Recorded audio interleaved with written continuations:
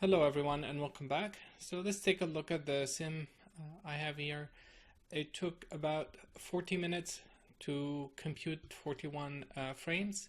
It looks really low res in the viewport, but it's actually a very high res sim, and this is just the limit of the viewport display. I didn't realize that I put a very high res setting, and I ended up having at frame, one second.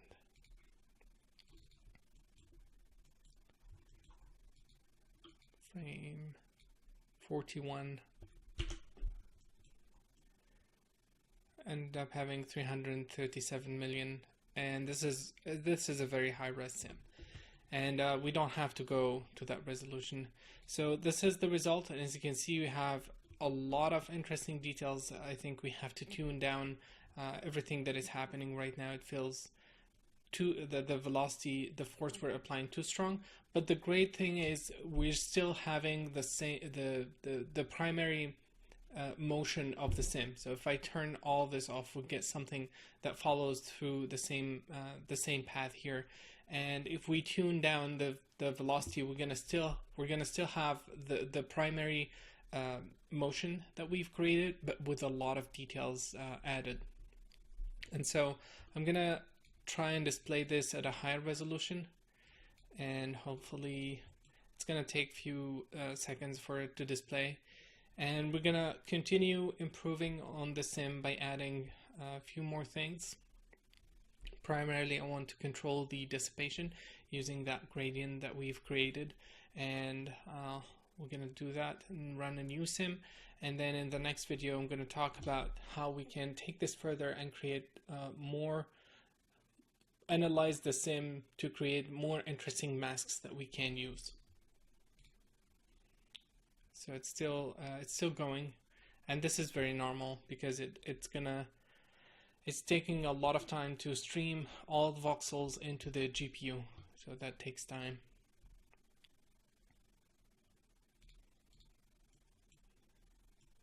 And depends on the graphic card that you have as well.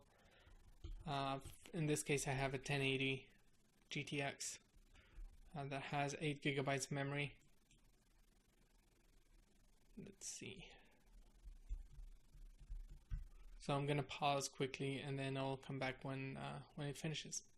So it finished after, I think, 40 seconds. It took to draw this, and change the background to black to properly display it. And this is the full res of the sim. Now let's start zooming in to see all the details. So we have, I think there is more, well, I don't, there is more in the sim that we cannot display. I don't want to push the resolution higher than this. And let's see, I'm gonna increase the density, and hopefully it's not gonna be as low as the first time. I want to crank up the density to see these softer areas and have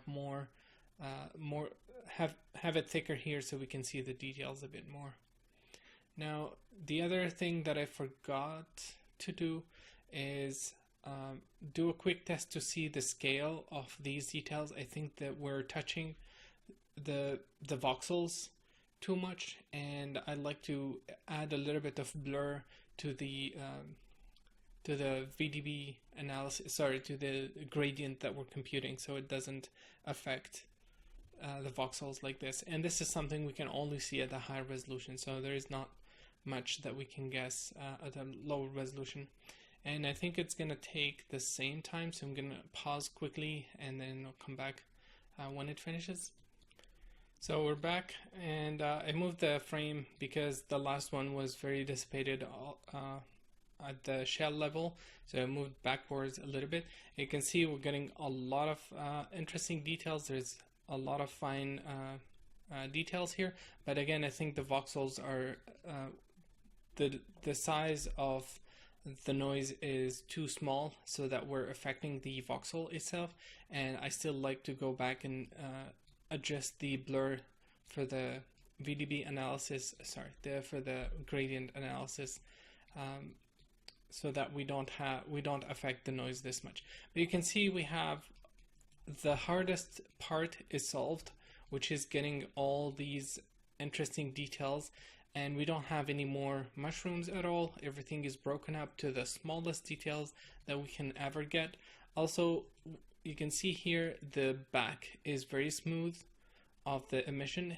That's because we don't have any force applied there because of the gradient, and it's hard to tell what happened without doing a test result, but the gradient masking that we did is changing this drastically, and we're getting all these puffs now that don't have a lot of noise on them. And I think just reducing the force will make this look really, really interesting. You can see here also we're getting some very, very interesting shapes which are really hard to get using so far the classic methods that comes with Houdini. And I think this will look really nice when we render it. Also, we can dive through the smoke and we can see there's a lot of details. Okay, so what's next? Well, I'd like to improve the sim a bit more. So what I'm going to do is I'm gonna go back and I'm gonna set this to 4. I already did that, and I forgot to change, actually I did not, so let me lower this back to 1. And the last thing I want to do is I want to use this information. I want to use the blue information here as a mask to dissipate, to control where we dissipate the smoke. So let me change the background here. And what I'm going to do is I'm going to create a float field and store this information in there, and then use it in the gas diffuse node. So let's create the scalar field using a gas match field. Let's connect that. We wanna call it gradient mask, and we want to reference the density because the density is a scalar field. We want to match the reference for both and match samples. Cool. So we only have to do one thing basically, which is under the gas field VOP here, I want to export this as the field under the name that we just created, which is not that. So let me go up. This guy.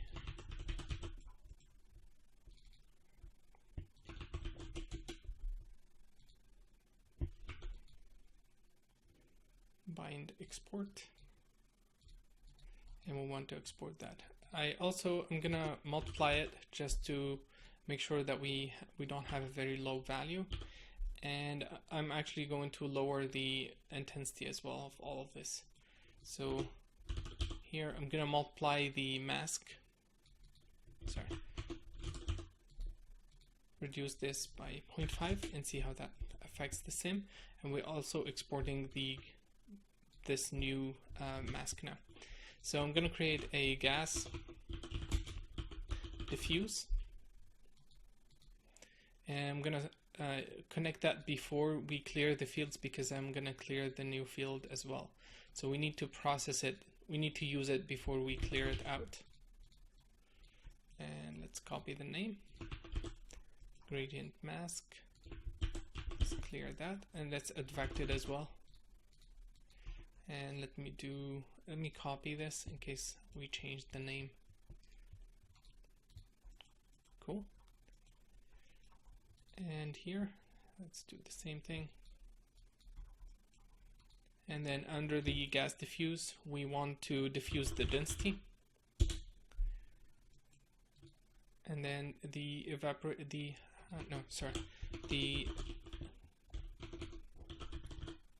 gas evaporate, what's the name of the node? Let me check something super quick. Gas dissipate, sorry. Not gas diffuse. Gas diffuse blurs the data. Gas dissipate is what we need to use. Cool, so we need to dissipate the density field. The control field is the mask that we just created, which is this guy. And then the evaporation rate, we want to evaporate it quite extreme. So we'll set 0.2, which is 20% of that. So let's see how that affects the sim. We also reduced the noise.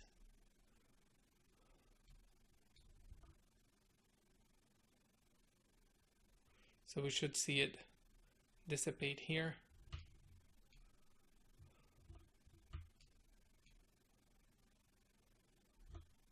Let's add a much higher value, 0.8, and let's see how that looks.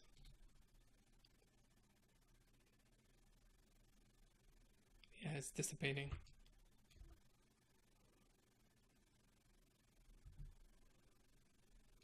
I still don't see it very clearly, so I'm gonna change to by subtraction, and this is much more aggressive. You can see it here already. So let's set this to something really high. I want to see the effect clearly, and then we can tune it back.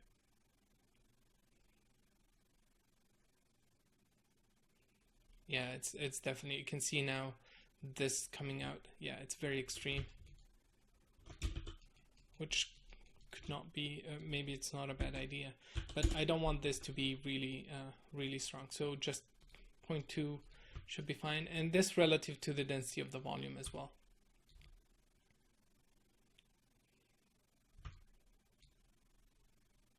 Cool. So now we're still getting a lot of the details that we've made, and the smoke is dissipating as well.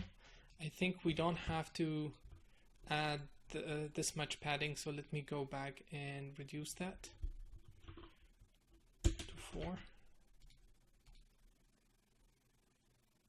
And on the back I'm going to set it to 1.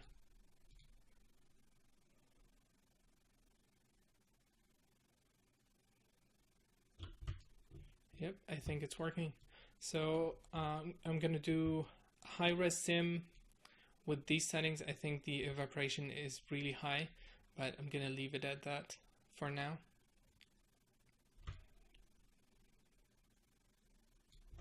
And I'm not going to change the gas blur because I think this the amount of noise is fine now, so we don't have to blur the result at all. And I'm going to do a high-res sim, and then we're going to continue in the next video. Thank you guys for watching, and see you in a bit.